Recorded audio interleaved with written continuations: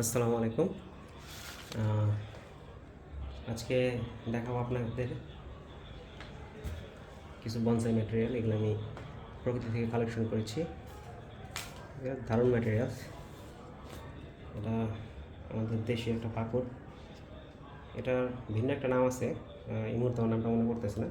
যেটার পাতাগুলো সামনে একটু এরকম হয়। তো যাই হোক, এটা একটা পাকুড় জাতীয় গাছ বা ফাইকাস জাতীয় গাছ। এটাকে আমি প্রি বনসাই করে রাখবো, ছোটো পটে দিয়ে রাখবো। আরও সংগ্রহে আছে, এটা একটা কচি লাল পাতা পাকুড়। এটা লাল পাতা পাকুড়। এটা যখন পাতা কচি থাকে তখন লাল থাকে, বড় হলে এটা আস্তে আস্তে কালার চেঞ্জ হয়। আরও আছে আমার কাছে একটা বাংলা বট। তো এগুলোকে আমি আজকে পটিং করব। সাথে থাকবেন, ভিডিওগুলো দেখাবো। আশা করি ভালো লাগবে। ভালো লাগলে অবশ্যই লাইক কমেন্ট শেয়ার করবেন এবং বেল আইকন ক্লিক করে রাখবেন। তো একে একে আমি শুরু করি। প্রথমে আমাকে যেটা করতে হবে, প্রথমে এই ম্যাটেরিয়ালসটাকে আগে ভালো করে দেখতে হবে কোথাও কোনো ক্ষত আছে কিনা। ক্ষতগুলোকে ঠিক করার জন্য আমি অবশ্যই ফাঙ্গিসাইড ইউজ করবো। পাশাপাশি এটা একটা ভালো মানের ফাঙ্গিসাইড, এটা ইউজ করবো। একটা ব্রাশ লাগবে একটি কাটার, আর একটা ছোটো মানের এরকম পনি লাগলেও লাগতে পারে, না লাগলেও না লাগতে পারে। এছাড়াও আমার লাগবে হচ্ছে একটা কনকেভ অথবা নোক কাটার। এটা বনসাইয়ের রেগুলার সঙ্গী। এছাড়াও লাগবে একটা ভালো মানের প্রুনিং সিয়ারটা অবশ্যই যাতে ধারালো হয়। তো খেয়াল রাখবেন আপনারা। প্রথমে যেটা করবো সেটা হচ্ছে ডিফলিয়েশন। আগে ডিফলিয়েশন করে নেব, কারণ গাছ যখন গোড়ায় মাটির সাথে সংস্পর্শে না থাকে তখন গাছ খাবার তৈরি করতে পারে না। আর পাতা যতক্ষণ স্টে থাকবে ততক্ষণ পর্যন্ত পাতার খাবারের প্রয়োজন। তো ডিফলিয়েট করে দিলে পাতাটা আর খাবারের জন্য গাছটাকে দুর্বল করবে না। আমি একটা করে কচি পাতা রেখে দিব গাছটাকে মনিটরিং করার জন্য। সমস্যা নেই, আমার যেহেতু বাসার মধ্যে আমি করি, সেক্ষেত্রে আমি যেটা করবো সেটা হচ্ছে আইসিউ করে দেবো। এখন পটিং করে সকালবেলা আইসিউ করে দেবো ইনশাল্লাহ। রাত্রে এভাবেই রাখবো। ব্যাস, ওই পাতাটা ছেড়ে দিই। Defoliation complete. এটা আপাতত ব্যান্ড করবো না। চাইছিলাম যে ব্যান্ড করে দেবো, বাট আপাতত ব্যান্ড করবো না, এটা এভাবেই রাখবো। আচ্ছা, এটাকে এভাবে রাখলাম। সবগুলোকে ডিফলিয়েট করা লাগবে।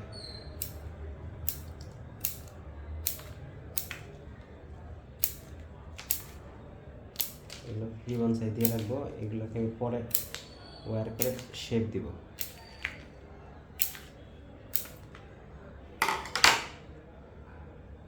একটা পাতা উপরে রেখে দিলাম।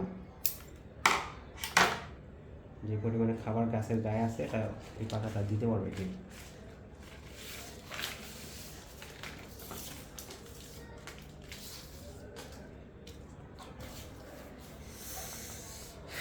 এটা একটা দারুণ ম্যাটেরিয়ালস।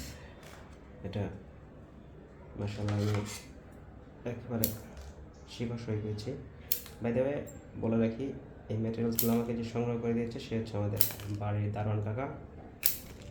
দারুণ কাকাকে অসংখ্য ধন্যবাদ এত সুন্দর ম্যাটেরিয়ালস আমাকে দেওয়ার জন্য। একটা পাতা রেখে দিব। আশা করি একটা পাতা থেকে গাছটা হিল নেবে। আমরা এখন একটা করে পটিং করবো। আচ্ছা, পটিং করার আগে আমাদের অবশ্যই নিচের যে অংশগুলো থেতলানো ওগুলোকে আমি কাটারের মাধ্যমে সমান করে দিব, যাতে কোথাও থেতলানো না থাকে। এটা খেয়াল রাখবেন আপনারা। গোড়া থেতলানো থাকলে গাছটা মারা যেতে পারে, কারণ ফাঙ্গাসের আক্রমণ খুবই খারাপ জিনিস। ফাঙ্গাস আক্রমণ হলে গাছটাকে মেরে ফেলবে। অবশ্যই মৃত শিকড় এবং থেতলানো অংশ কেটে দিয়ে সামান্য ফাঙ্গিসাইড লাগিয়ে দিবেন। এটাতে থেতলানো অংশ নাই, মাশাআল্লাহ, এটা একবারে গোড়া থেকে উঠে আসছে। তারপর আমি একটু কেটে দিই অংশটা। এটা শিকড়গুলো মাশাআল্লাহ এটা এমনি সার্ভাইভ করে যাবে আশা করা যায়। এইগুলোর কিছু অংশ আছে থেতলানো, থেতলানো অংশগুলো অবশ্যই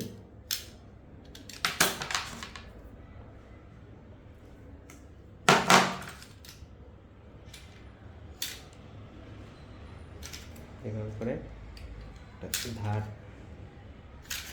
সিজার দিয়ে কেটে দিব।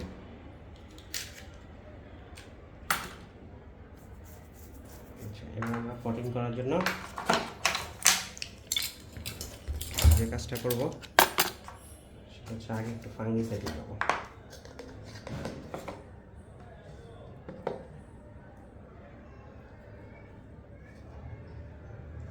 আগে একটু গোড়ায় ভালো করে ফাঙ্গিসাইড লাগিয়ে নিব, এটা ফাঙ্গাসের আক্রমণ না হয়। অবশ্যই ক্ষত অংশে ফাঙ্গিসাইড বা ফাঙ্গিসাইড পেস্ট লাগিয়ে দিবেন। পেস্ট হলে ভালো হয়, এই মুহূর্তে আমার কাছে পেস্ট অ্যাভেলেবেল নেই, তাই আমি ফাঙ্গিসাইড লাগিয়ে দিলাম। কিছু সময় রেখে দিই, শুকিয়ে যাবে, কারণ এটার তো কাটা অংশ নাই। মাশাআল্লাহ, এটাকে ফাঙ্গিসাইড না দিলেও হবে। ঠিক আছে, আমরা এখন পটিংয়ের দিকে যাব।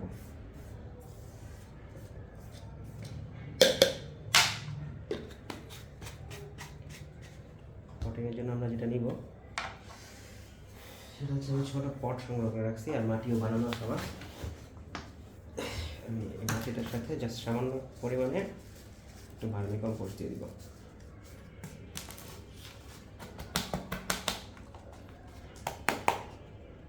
একটা স্ট্রং মাটি বানানো আছে আমার কাছে, শুকনো ঝরঝরা আছে মাটিটা। তার সাথে আমি অল্প পরিমাণে ভার্মি কম্পোস্ট মিলাবো। এক মুঠ পরিমাণে ভার্মি কম্পোস্ট মিলিয়ে দিব গাছটার প্রপার পুষ্টির জন্য।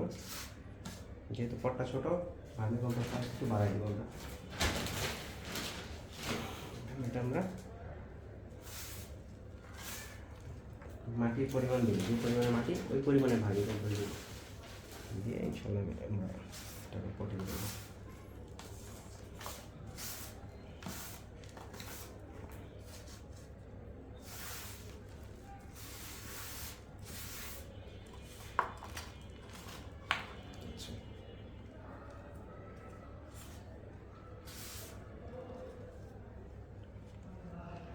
ফাইকার জাতীয় গাছের ক্ষেত্রে আপনারা অবশ্যই খেয়াল রাখবেন, এতে বালি, ইটার গুঁড়া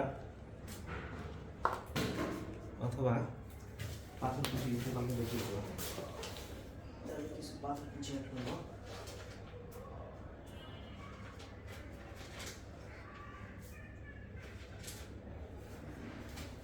কিছু পাথর কুচি অ্যাড করে দিলাম, জিনিসটা ভালো হবে।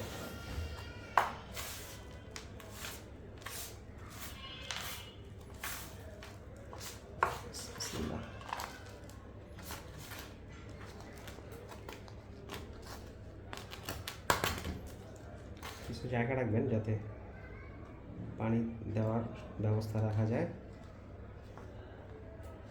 যাতে পানির অভাব মারা না যায়। যার কারণে যেহেতু পট ছোট, সেহেতু পানি দেওয়ার জন্য এনাফ জায়গা রাখতে হবে। তাই মাটিটা একটু কমাই দিলাম, ওটা জায়গা রাখুন। ভালো করে সয়াটাকে একটু চেপে দিবেন।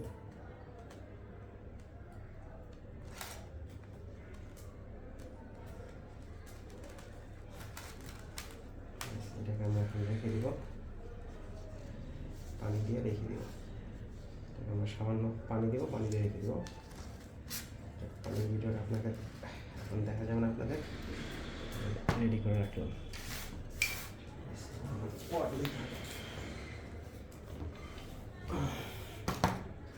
হচ্ছে পট,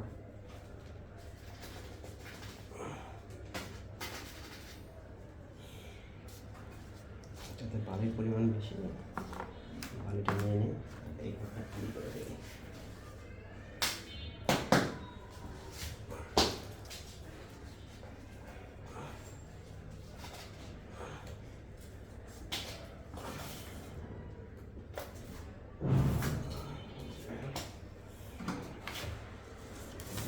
পরিমাণ বেশি, ভার্মি কম্পোস্টটা বাড়িয়ে দিই।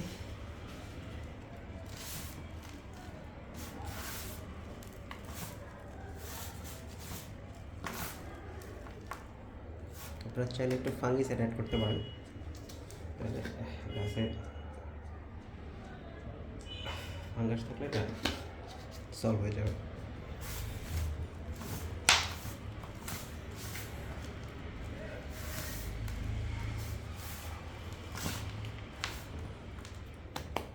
অবশ্যই খেয়াল রাখবেন যাতে যেহেতু অল্প মাটি, যাতে খাবারটা প্রপার পায় বা প্রপার থাকে, এর ভিতরে খাবারটা যাতে প্রপারলি তারা নিতে পারে সেদিকে একটু খেয়াল রাখবেন।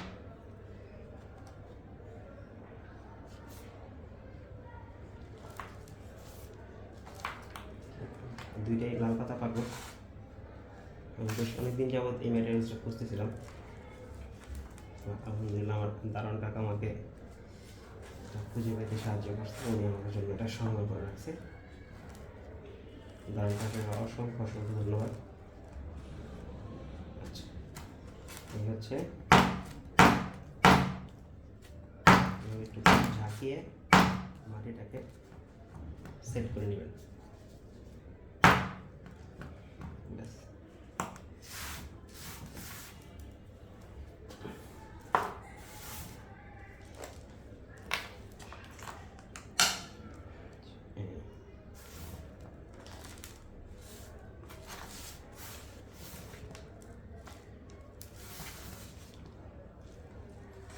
খুবই দারুণ ম্যাটেরিয়াল, আর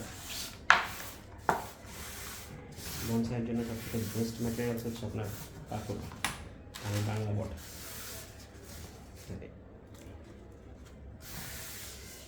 যারা প্রি বনসাই করতে চান বা বনসাই শিখতে চান তারা অবশ্যই কাপড় দিয়ে শুরু করবেন।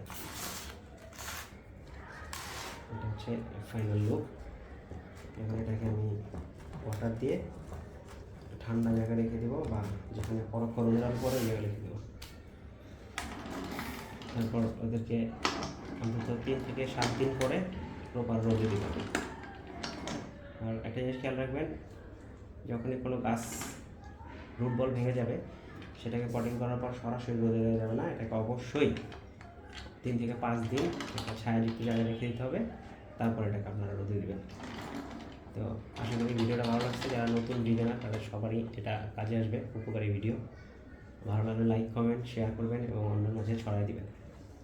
নতুন নতুন ভিডিও পেতে বেল আইকনটা অবশ্যই ক্লিক করে রাখবেন। ধন্যবাদ সবাইকে। ভিডিওটা বড় করতে যাচ্ছি না, রাত হয়ে যাচ্ছে। শুভরাত্রি, আসসালামু আলাইকুম।